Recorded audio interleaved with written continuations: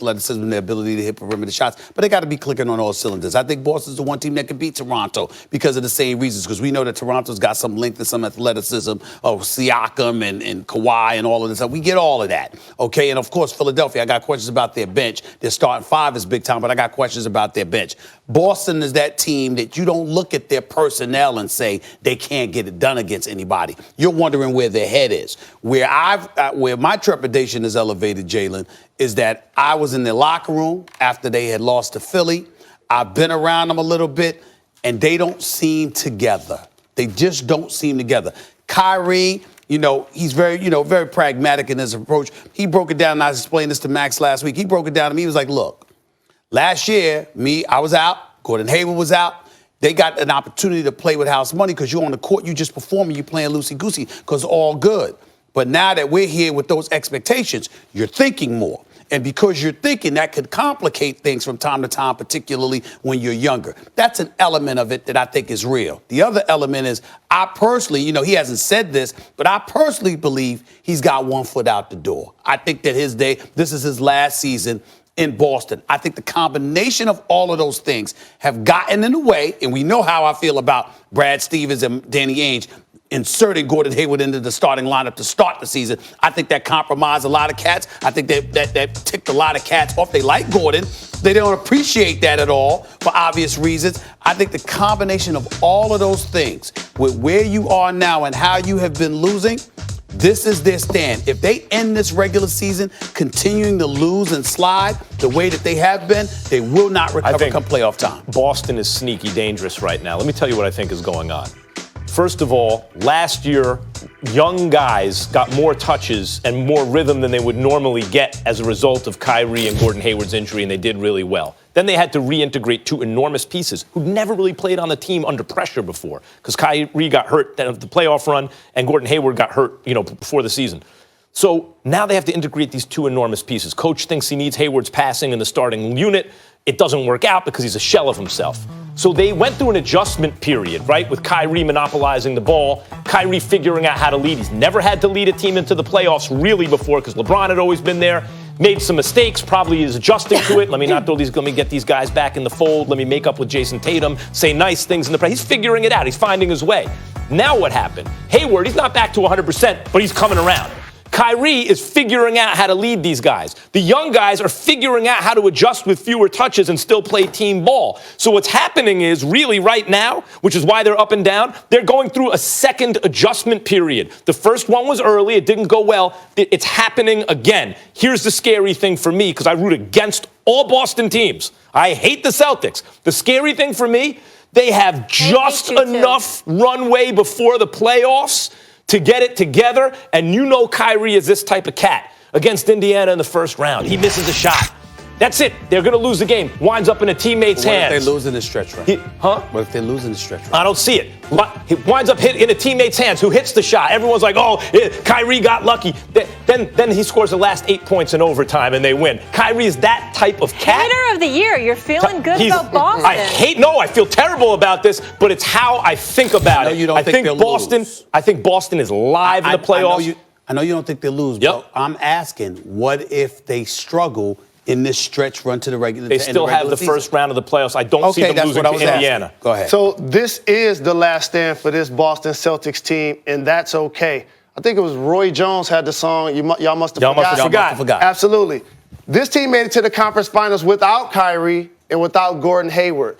And the thing we're saying about the Golden State Warriors in its own right applies to the Boston Celtics. This team is just going to focus itself for the playoff run. And it's their last stand because they have multiple free agents. I think Kyrie's leaving. We got to see what happened with Rozier. Based on that, that's going to eliminate a couple of guys. They have so many assets that they can acquire different people. Are they going to go after Anthony Davis? That would be a major move. That would take a lot of people off their team. So this group of guys, this is their last run. But I'm picking on paper right now the Philadelphia 76ers and the Boston Celtics to make it to the conference finals. Because of what you said. I hope you're right. Because of what you said. The starting five from Philly is really stout. The Boston Celtics have something to prove. They understand the sense of urgency happens not in the regular season, but in the playoffs. Question. And I think they're going to show up. I'm not debating, I'm asking. Kyrie, free agency, 1 foot out the door. Terry Rozier, new contract. Gordon Hayward, health issues, he's getting better, coming along, we understand that. Danny Ainge, looking at Anthony Davis. To me, this situation in Boston is not typical from the standpoint that we got a bunch of bodies that's a part of this team under contract. Playoffs come, we ready to go. We got a whole bunch of individuals, and there's no disrespect to any of them that because they have a right to have their own agendas because they're thinking about their future. But the agendas are not necessarily aligned. You don't anticipate that could cost them? Not at all. That's regular season flow. In the playoffs, how Rozier going to get his money is the ball when the lights are on. How Kyrie's going to be able to go somewhere else and lead a team is him balling. But what if Brad Stevens got you on the bench because he want to play Gordon Hayward about 10 extra minutes or something? I'm not hypothetically speaking, not live. Well, I'm just saying something along those lines. You don't anticipate that could have a negative impact? Not at all, because Rozier's a combo guard. He's proven what he can do. And therefore, when he gets his opportunities in the game, that's what he's going to be judged off of. And I'm not saying him specifically. I'm just speaking generically. Any of them, whatever their agenda is, anything that happens that could get in the way of that. They could make me look foolish. Okay. But I truly believe that the Boston Celtics are going to lock in come playoff time. And to your point about leadership, that gets overblown by the fans in the media. The best player on a team, that don't make you the leader. So many times people think the guy that leads a team in scoring, rebounds, or assists is the leader. Kyrie ain't their leader, Max, but he does not have to be, and that's okay for this group of guys. Here's the thing about this team. Whatever problems in the regular season, when rotations shorten in the playoffs, you're talking about Kyrie Irving, Jalen Brown, Gordon Hayward, Jason Tatum, Al Horford. It matches up with any starting 5 in the league. And Rozier and Smart and Morris off the bench matches up with any bench in the league. Anyone, the Warriors, anyone. If they're firing on all cylinders, they could mess around and win the whole thing. Not just get out of the East. It's not impossible. Who's this? The Celtics. All right. Jalen has Celtics Sixers in the Eastern Conference Finals. Interesting. Good to have you with us. Thank you. Appreciate so much. Thank you. Guys, tonight's NBA Wednesday doubleheader starts in OKC, Pacers and Thunder. Then it's up to Salt Lake City for the Jazz hosting LeBron and the Lakers. Our coverage begins with NBA Countdown tonight at 7 Eastern on ESPN and the app.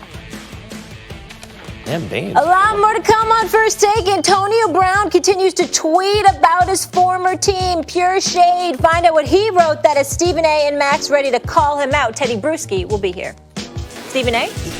A lot more to come on First Take. What the NFL needs to do to ensure reviewing no calls is a good call.